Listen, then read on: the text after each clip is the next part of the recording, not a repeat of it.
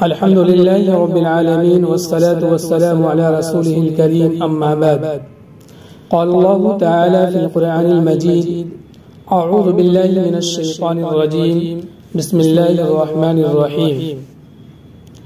وقل اعملوا فسيرى الله عملكم ورسوله والمؤمنون وستردون إلى عالم الغيب والشهادة فينبئكم بما كنتم تعملون. وقال: ولا تهنوا ولا تحزنوا وأنتم الأعلون إن كنتم مؤمنين. صدق اللہ العظیم. معزز سامعین، اس وقت ملک کے جو تشویشناک حالات ہیں وہ سب کے سامنے ہیں. ہر شعور رکھنے والا جانتا ہے کہ مسلمان اسلام اور اسلامی شاعر کے خلاف دن بدن دائرہ تنگ کیا جا رہا ہے. حالات نازک سے نازک تر ہوتے جا رہے ہیں. پہلے بھی فسادات ہوتے تھے، کچھ دکانیں جل جاتی تھی، کچھ مکانات میں آگ لگ جاتی تھی، کچھ لوگ جان سے ہاتھ دھو بیٹھتے تھے، پھر آہستہ آہستہ زخم مند ہو جاتے تھے. لیکن اب شرعی احکام اور شاعر اسلام پر حملے ہو رہے ہیں. اسلامی حجاب پر، نماز جمعہ کھلے میں ادا کرنے پر اور لاؤڈ اسپیکر کے ذریعے اذان دینے پر پابندی عائد کی جا رہی ہے. نیز اس طرح کے کئی ایک مسائل جن کا اسلامی تشخص سے تعلق ہے برابر اٹھائے جا رہے ہیں اور ماحول کو زیادہ سے زیادہ زہریلا اور گندا کرنے کی کوشش ہو رہی ہے. ناموافق حالات مسلسل آ رہے ہیں اور ایسا نہیں ہے کہ لوگوں کو اس کا علم و ادراک نہیں. سب جانتے ہیں مگر اس کے مقابلے کے لیے تیار نہیں.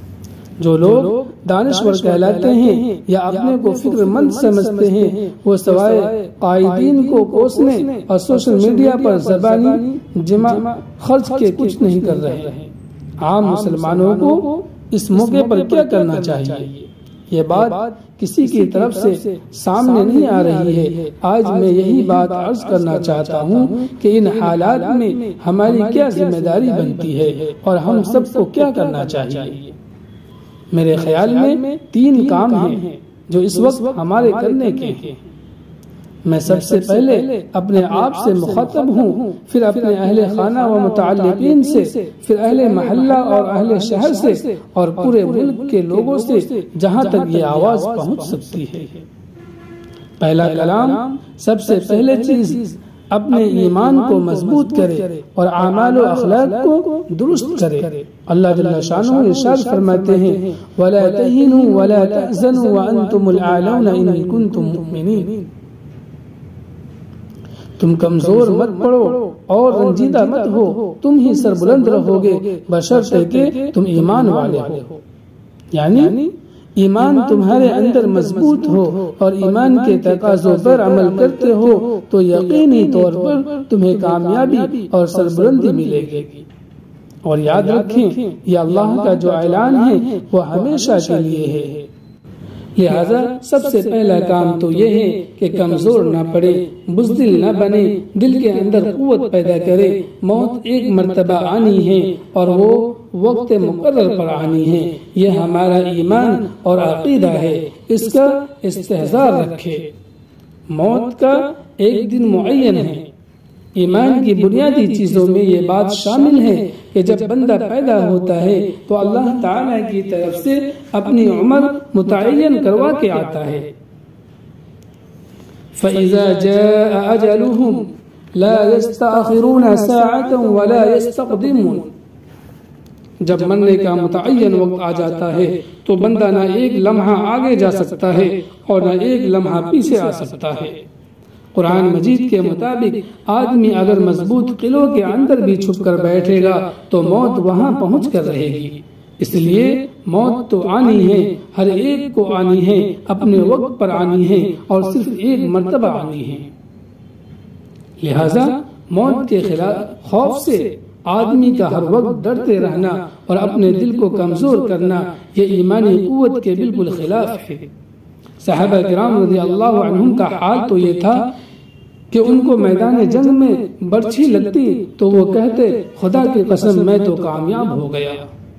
اس لیے دل کو مضبوط رکھے اور جو کام کرنے کے ہیں انہیں کرتے رہیں، ایمان کو مضبوط کرنے کے ساتھ ساتھ اعمال کی اصلاح کرے، اخلاق کو درست کرے، جلود اور خلود کی زندگی کو تقوی والی زندگی بنائے، اللہ کی نافرمانی سے اپنے آپ کو بچائیں، رمضان ہو کہ غیر رمضان نمازوں کا اہتمام 100% ہو، دیگر اسلامی احکامات پر مکمل عمل پیرا ہے۔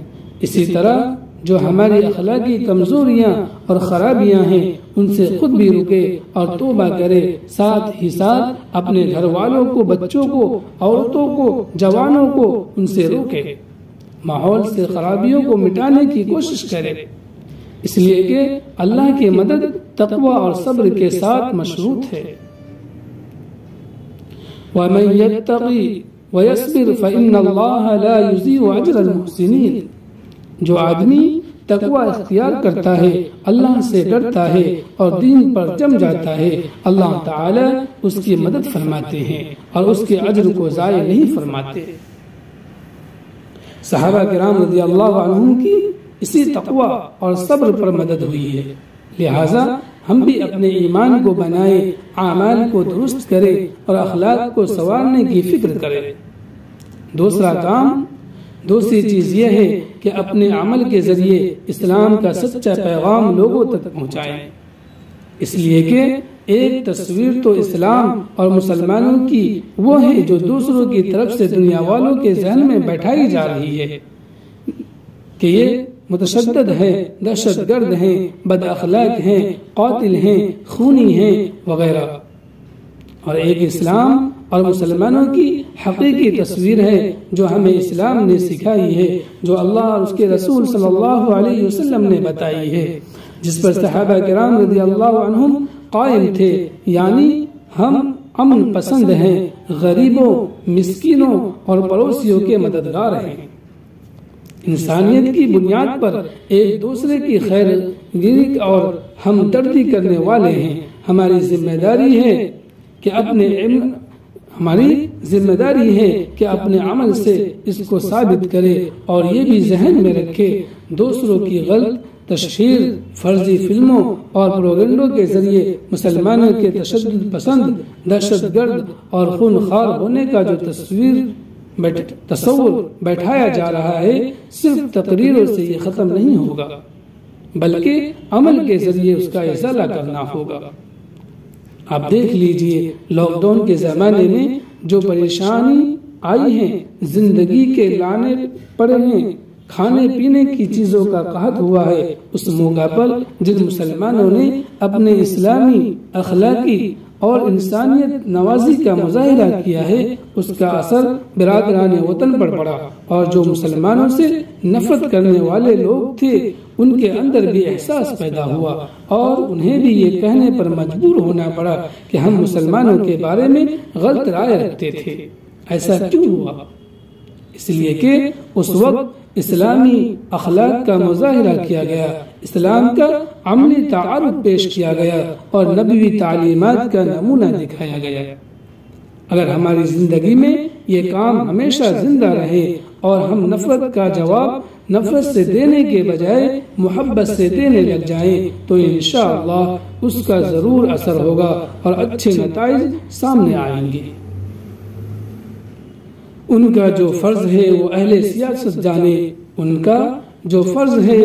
سیاست جانے، میرا پیغام محبت ہے جہاں تک پہنچے۔ ہمیں محبت کا پیغام عام کرنا چاہیے، محبت کا پیغام پہنچانا چاہیے اور محبت کو بانٹنے کی کوشش کرنی چاہیے۔ ہمیں ہرگز دوسروں پر بھروسہ نہیں کرنا چاہیے۔ جو حالات چل رہے ہیں ہم دیکھ رہے ہیں، نہ کوئی سیاسی پارٹی ان کے خلاف آواز اٹھا رہی ہے، نہ کوئی سیاسی لیڈر سامنے آ رہا ہے۔ ہمیں جو کچھ کرنا ہے اپنے زور بازو اور قوت ایمانی کی بنیاد پر کرنا ہے، اس لیے اپنے اعمال و اخلاق کو درست کرے اور دل کے اندر ہمت پیدا کرے۔ اب رہا یہ سوال کہ حالات کی بنا پر جو دل میں کمزوری آ رہی ہے، ذہن میں جو خوف بیٹھا ہوا ہے، عجیب طرح کی دہشت طاری ہے، اس کی کیا وجہ ہے اور یہ کیسے دور ہوگی؟ ہماری بے وزنی کا اصل سبب، اس موقع پر ایک حدیث یاد آئی جو پہلے سے آپ کے علم میں ہوگی اور آپ بارہا سن چکے ہوں گے۔ وہ حدیث آج کے حالات پر من وعن صادق آ رہی ہے۔ اللہ کے رسول صلی اللہ علیہ وسلم نے ارشاد فرمایا، قریب ہے کہ دیگر قومیں تم پر ایسے ہی ٹوٹ پڑے گی جیسے کھانے والے پیالوں پر ٹوٹ پڑتے ہیں۔ تو ایک کہنے والے نے کہا، کیا ہم اس وقت تعداد میں کم ہوں گے؟ آپ صلی اللہ علیہ وسلم نے فرمایا، نہیں بلکہ تم اس وقت بہت ہوں گے، لیکن تم سیلاب کے جھاگ کی طرح بے وقت ہوں گے۔ اللہ تعالیٰ تمہارے دشمن کے سینوں سے تمہارا خوف نکال دے گا اور تمہارے دلوں میں وہن ڈال دے گا۔ ایک کہنے والے نے کہا، اللہ کے رسول وہن کیا چیز ہے؟ آپ صلی اللہ علیہ وسلم نے فرمایا، یہ دنیا کی محبت اور موت کا ڈر ہے۔ رسول اللہ صلی اللہ علیہ وسلم نے جس وقت یہ پیشن گوئی فرمائی تھی، اس وقت صحابہ کرام کی شوکت تھی، قوت تھی، دبدبا تھا، 1 مہینے کے فاصلہ تک ان کا رعب پہنچا ہوا تھا۔ اس لیے وہ آپ علیہ السلام کا ارشاد سن کر تعجب سے کہنے لگے، کیا اس وقت ہم لوگ تعداد کے اعتبار سے بہت تھوڑے ہوں گے؟ آپ علیہ السلام نے فرمایا، نہیں، تم لوگ اس وقت تعداد میں بہت ہوں گے، لیکن تمہاری حیثیت وہ ہوگی جو سیلاب کے زمانہ میں پانی کی سطح پر بہنے والے پورے کرکٹ اور جھاڑ جھنکار کی ہوتی ہے۔ نہ ان کی کوئی قدر و قیمت ہوتی ہے، نہ ان کے اندر کوئی طاقت و قوت ہوتی ہے۔ وہ بہاؤ سے اپنے آپ کو نہیں روک سکتے، وہ اپنے وجود کو باقی نہیں رکھ سکتے۔ پانی کا بہاؤ جدھر لیے جا رہا ہے بہتے چلے جا رہے ہیں۔ کہیں کوئی چیز آ گئی ٹکرا گئے، نشیب آیا تو نیچے گر گئے۔ بالکل اسی طرح تم بے وقت ہو جاؤ گے۔ مزید فرمایا، اللہ تعالیٰ تمہارے دشمنوں کے دلوں سے تمہارا رعب نکال دے گا اور تمہارے دلوں میں کمزوری پیدا کر دے گا۔ صحابہ نے پوچھا کہ یہ بزدلی کہاں سے آئے گی، کیوں آئے گی، کس وجہ سے آئے گی؟ آپ نے فرمایا، اس کے 2 سبب ہوں گے، دنیا کی محبت اور موت کی کراہیت۔ یہ 2 اسباب ہیں جو بزدلی لانے والے ہیں، دل میں کمزوری پیدا کرنے والے ہیں۔ ظاہر بات ہے کہ جو اسباب دل میں کمزوری اور بزدلی لانے والے ہیں، ان کا علاج یہ ہے کہ ان کو ختم کیا جائے اور انہیں ہٹانے کی کوشش کی جائے۔ دنیا کی محبت کیا ہے؟ دنیا کی محبت یہ ہے کہ ہم آخرت کی زندگی سے غافل ہو جائیں۔ آج نیند ہمیں پیاری ہے، نماز پیاری نہیں، ہم سود لے رہے ہیں، جھوٹ بول رہے ہیں، بے ایمانی کر رہے ہیں، وعدہ خلافی کر رہے ہیں، خیانت کر رہے ہیں، وارثوں کا حق مار رہے ہیں، پڑوسیوں کو تکلیف پہنچا رہے ہیں، بے ایمانی کر رہے ہیں، اور یہ سب کام 4 پیسے کی خاطر، تھوڑی سی لذت اور تھوڑی سی راحت کی خاطر کیے جا رہے ہیں۔ یہی حب الدنیا ہے۔ ایک مقام پر ارشاد باری ہے، اے پیغمبر، مسلمانوں سے کہہ دو کہ اگر تمہارے باپ، تمہارے بیٹے، تمہارے بھائی، تمہاری بیویاں اور تمہارا خاندان اور وہ مال و دولت جو تم نے کمایا ہے اور وہ کاروبار جس کے مند ہونے کا تمہیں اندیشہ ہے اور وہ رہائشی مکان جو تمہیں پسند ہے، تمہیں اللہ اور اس کے رسول سے اور اس کے راستے میں جہاد کرنے سے زیادہ محبوب ہے، تو انتظار کرو یہاں تک کہ اللہ اپنا فیصلہ صادر فرما دے۔ اور اللہ نافرمان لوگوں کو منزل تک نہیں پہنچاتا۔ یاد رکھیں، صرف فریاد کرنے اور حالات کا شکوہ کرنے سے کچھ نہیں ہوگا۔ اپنے اندر قوت پیدا کرے اور جن راستوں سے یہ کمزوری آ رہی ہے ان کو ختم کرنے کی کوشش کرے۔ یہ بات بھی ذہن میں رکھیں، اللہ تعالیٰ کی کسی کے ساتھ رشتہ داری نہیں ہے، وہاں تو ایمان و اعمال کی بنیاد پر فیصلے ہوں گے۔ ایمان والوں کے امتحانات بھی ہوتے ہیں۔ صحابہ رضی اللہ عنہ پر حالات آئے، غزوہ احد میں حالات آئے، غزوہ حنین میں حالات آئے، اور آپ صلی اللہ علیہ وسلم ہی پر نہیں، پچھلے انبیاء پر بھی حالات آئے جن کا قرآن میں تذکرہ کیا گیا ہے۔ کہ انہیں جھنجھوڑ کر رکھ دیا گیا، یہاں تک کہ رسول اور ان کے امتی کہنے لگے آخر اللہ کی مدد کب آئے گی؟ اللہ فرماتے ہیں سنو اللہ کی مدد قریب ہے۔ ایک اور مقام پر ارشاد باری ہے وَلَنَبْلُوَنَّكُمْ بِشَيْءٍ مِّنَ الْخَوْفِ وَالْجُوعِ وَنَقْصٍ مِّنَ الْأَمْوَالِ وَالْأَنفُسِ وَالثَّمَرَاتِ، ہم ضرور تم کو آزمائیں گے۔ کس چیز سے آزمائیں گے؟ کچھ خوف میں مبتلا کر کے، فاقے میں مبتلا کر کے، مالوں کی کمی میں مبتلا کر کے، جانوں کی کمی میں مبتلا کر کے، پیداوار کی قلت کے ذریعے آزمائیں گے۔ یہ سارے حالات ہماری طرف سے ضرور بالضرور آئیں گے، لیکن یہ امتحان ہوگا، اور امتحان کس کے لیے ہوتا ہے؟ یہ دیکھنے کے لیے کہ کون اس میں کامیاب ہوتا ہے اور کون ناکام ہوتا ہے۔ جو کامیاب ہوتا ہے وہ نوازا جاتا ہے، اور جو ناکام ہوتا ہے اس کو سزا ملتی ہے۔ پھر فرمایا اس امتحان کے اندر کامیابی انہی لوگوں کو ملے گی جو ثابت قدم رہنے والے اور صبر کرنے والے ہیں۔ صبر کے معنی صرف مصیبت کو برداشت کرنا نہیں ہے، بلکہ مصیبت ہو یا راحت، ہر حال میں دین پر جمے رہنا، ہر طاعت کو اختیار کرنا، ہر معصیت سے اپنے نفس کو روک کر رکھنا، اور حالات کو اللہ کی طرف سے سمجھ کر اس کو برداشت کرنا، یہ صبر کا مجموعہ ہے۔ یعنی صبر طاعت پر، صبر معصیت سے بچنے کے لیے، اور صبر مصیبت پر۔ جہاں یہ صبر کی تینوں قسمیں پائی جائیں گی ان صبر کرنے والوں کو خوشخبری سنا دیجئے، جن کا شیوا اور طریقہ یہ ہے کہ جب کوئی مصیبت آتی ہے تو وہ کہتے ہیں ہم اللہ ہی کے ہیں اور اللہ ہی کے پاس ہمیں لوٹ کر جانا ہے۔ یہی وہ لوگ ہیں جن پر اللہ کی طرف سے خصوصی رحمتیں بھی نازل ہوتی ہیں، اور عام رحمت بھی ان کا حصہ ہوتا ہے، اور یہی سیدھے راستہ پر چلنے والے ہیں۔ تیسرا کام دعاؤں کا اہتمام کرے۔ میں نے سب سے آخر میں دعا کا ذکر کیا ہے۔ صرف قنوت نازلہ پڑھنے سے، صرف آیات کریمہ کا ختم کرنے سے، اور صرف حسن حسین پڑھ کر دعا کرنے سے حالات نہیں بدلیں گے۔ حالات بدلیں گے اپنے آپ کو بدلنے سے۔ خدا نے آج تک اس قوم کی حالت نہیں بدلی، خدا نے آج تک اس قوم کی حالت نہیں بدلی، نہ ہو جس کو خیال آپ اپنے حالت کے بدلنے کا۔ ہم اپنے کو بدلیں گے تو سب کچھ بدلے گا۔ اللہ تعالیٰ کے یہاں فیصلے اعمال اور اخلاق کی بنیاد پر ہوا کرتے ہیں۔ دعائیں اپنی جگہ ضروری ہیں، اللہ پاک ہی دعائیں قبول کریں گے، لیکن دعاؤں کے قبول کرنے سے پہلے ہمیں کچھ کرنا بھی ہوگا۔ صرف دعاؤں پر اکتفا نہ کرے۔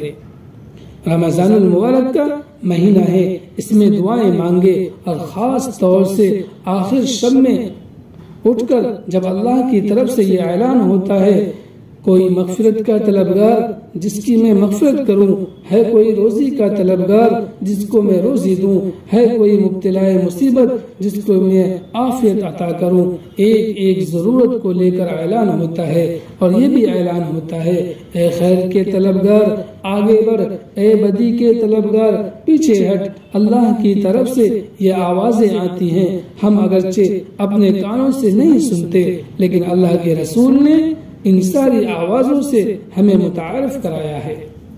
یہ راتیں چل رہی ہیں، رمضان کی ہر رات قیمتی ہے، ان راتوں کی قدر کریں، راتوں کو اٹھیں، جاگیں، اللہ کے سامنے روئیں، گر گرائیں، سچے دل سے اللہ کے سامنے اپنے گناہوں سے توبہ کریں، اور زندگی میں تبدیلی لانے کا فیصلہ کریں۔ خلاصہ کلام، ابھی جو باتیں آپ کے سامنے رکھی گئی ہیں اجمالی طور پر ان کا اعادہ مناسب سمجھتا ہوں۔